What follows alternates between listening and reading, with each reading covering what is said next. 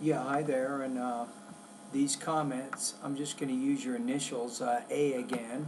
So let's take a look at the email that you just sent to me. You say, thank you, Michael. I really do appreciate your comment and hope to follow it strictly. I do have a plan for free reading and watching TV for more than 2 hours a day. Perfect. You say, I started doing this after your suggestions in one of your videos, and I like this way of learning. You see, this is it. I'm glad that you're giving this comment because for me, with preparing for the TOEFL and improving your academic English, it's a way of life, really. It's not that you're just studying a little bit to get a high score, but by using my online TOEFL course A, you actually will improve not just your TOEFL score, but it'll be much easier when you need to speak in meetings. People can understand you better.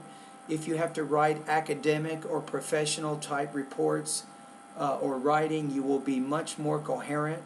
You'll have fewer grammar errors. People will be able to understand your writing better, right? Your reading gets better, your vocabulary, all aspects of your English proficiency will improve. That's my philosophy. My philosophy is to focus on the whole, everything, to help you, everything from your vocabulary to your pronunciation, to your grammar, to your reading, your listening, and your speaking and your writing areas, right? So that is really my philosophy. You're really beginning to understand how I think. Now you also say, you say another question. I would say my other question is, how much time do I have to spend on your course on average to get the plan done within 4 months? Also, okay, I don't know how to answer that exactly, but what you have to figure out is my course has 330 videos or 330 lessons. You're looking at about 17 or 170 hours of instruction, but some lessons take more time than others. Now let me get my calculator out here and just go over a few things. So you're talking about 4 months, which is 120 days, and then we have 330 lessons, right?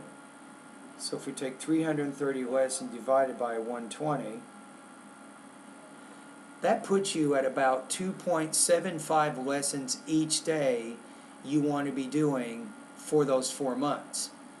So, but remember though, the biggest difficulty is some of my vocabulary lessons, you can't just do them in 1 day or 1 hour. For example, how long does it take you to learn 500 academic words? That's my TOEFL vocabulary lesson 5. Or how long does it take you to learn another 500 academic words? That'll be another lesson. And then 500 more in another. Or 200 more vocabulary words in another lesson. So the vocabulary part of my course is probably the trickiest. In fact, it might not be a bad idea for you to take the vocabulary lessons and then spread them over the entire 4 months. That way, no matter what lesson you're doing on any given day, you're always going back to my vocabulary lessons, and you're continually reviewing those lessons during the whole 4 months that you use my course. Okay, so to go back to your question, is if you kind of do the math, you're probably looking at about 2 to 3 lessons each day you want to complete over the 4 months that you use my course. Okay, let's go back to the next area. So, you say, how can I take advantage from the skill that I have in the listening to close the gap between the listening and the other skills? Good question. This is a really good question, and I like your vocabulary, closing the gap. That means that your listening proficiency is higher than, let's say, your reading, speaking, and your writing parts of the TOEFL. Am I right? So let me ask you this. In addition to the listening section, you also have to do well with the listening during the speaking and also during the writing parts of the course, right? So that's how you can help close the gap. I'll be honest with you, a lot of students, when they don't do well during the integrated speaking, especially the integrated speaking number 4 and integrated speaking number 6 is because they're missing key points from the lecture. They don't discuss the important things they need to discuss from the lecture because they didn't hear them. So how do you close the gap between the listening and the speaking and the writing areas is use that talent, that skill that you have, and as long as you're organizing and you have a good note-taking system during the speaking and the writing parts of the test, you should be able to use the listening to help you do better in those other 2 sections of the test.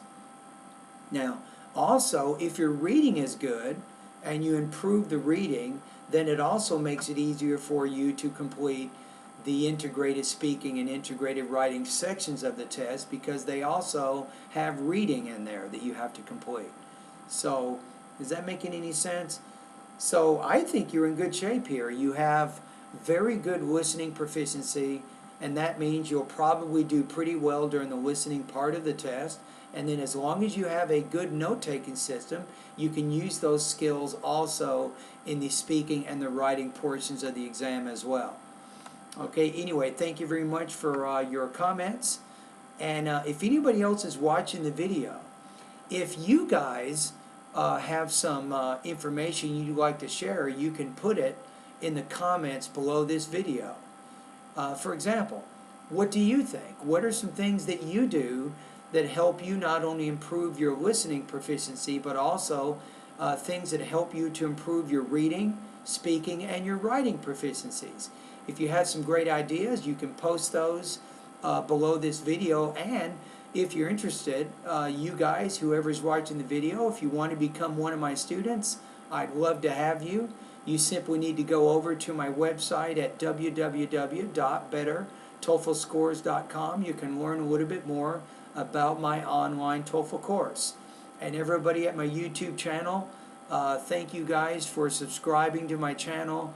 And I hope everybody, sincerely, I hope all of you reach your TOEFL goals as soon as possible.